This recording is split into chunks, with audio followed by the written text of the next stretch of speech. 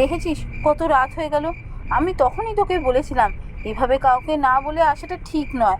তুই তো আমার কোনো কথাই শুনলি না। আরে বাবা, তুই এত ভয় পাচ্ছিস কেন বলতো? কিছুক্ষণের তো রাস্তা, কিছুক্ষণের মধ্যেই আমরা পৌঁছে যাবো।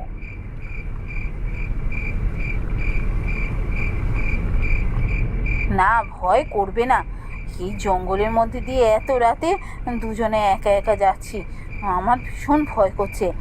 তোকে কত করে বললাম তাড়াতাড়ি ফিরে চ, আমার কোনো কথা শুনিস না তুই। একটু আগে বেরোলে এই জঙ্গলটা অনেক আগেই পেরিয়ে যেতাম। তুই না বড্ড ভীতু। আরে বাবা, ভয়ের কি আছে, দুজনে তো গাড়িতে আছি, গাড়ি ড্রাইভ করে খুব তাড়াতাড়ি চলে যাব।